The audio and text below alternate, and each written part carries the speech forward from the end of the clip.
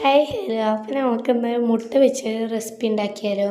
അതിനായിട്ട് ആദ്യം മുട്ട പുഴുങ്ങുക, എന്നിട്ട് അത് രണ്ടായി മുറിക്കുക, എന്നിട്ട് ആവശ്യത്തിന് മുളക് പൊടി, മഞ്ഞൾപ്പൊടി, ഉപ്പും, എന്നിട്ട് അതൊന്നും ഇങ്ങനെ വെള്ളം ഒഴിച്ചിട്ട് മിക്സ് ചെയ്യുക. അപ്പോൾ നമുക്ക് ഇവിടെ വെള്ളം പോരാ തോന്നുന്നു, അപ്പോൾ നമുക്ക് ഇത്തിരി കൂടി വെള്ളം ഒഴിക്കാം.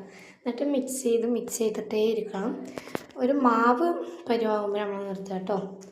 അപ്പോൾ അതാ നമ്മുടെ മാവ് പരുവ അവിടെ ആയിട്ടുണ്ട്. ഈ പുഴുങ്ങി വെച്ച മുട്ടയിലേക്ക് നമ്മൾക്ക് ഓരോന്നായിട്ട് നമ്മുടെ ആ മസാല അപ്ലൈ ചെയ്യാം. അപ്പോൾ നമ്മളിത് അപ്ലൈ ചെയ്തിട്ടിരിക്കുക. അപ്പോൾ നമ്മൾ ഫുള്ളായിട്ട് അപ്ലൈ ചെയ്ത് കഴിഞ്ഞു. എന്നിട്ട് പാന് ചൂടാക്കാൻ വെച്ചിട്ടുണ്ട്. ഇനി നമുക്കതിലേക്ക് ഓയിൽ ഒഴിക്കാം.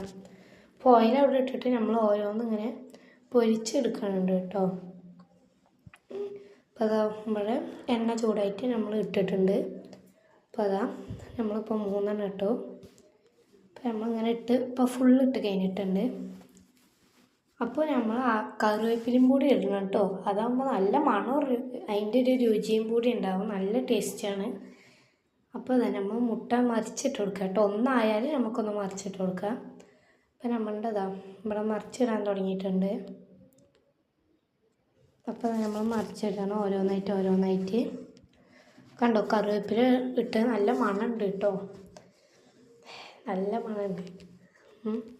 അപ്പോൾ അത് നമ്മളിങ്ങനെ ഇതാക്കിയിട്ടുണ്ട്. അപ്പോൾ ഇതാ നമ്മൾ എല്ലാതും മറിച്ചിട്ട് കഴിഞ്ഞിട്ടുണ്ട് കേട്ടോ. ഇനി നമുക്കിത് പാത്രത്തിൽ വെക്കാം. അപ്പോൾ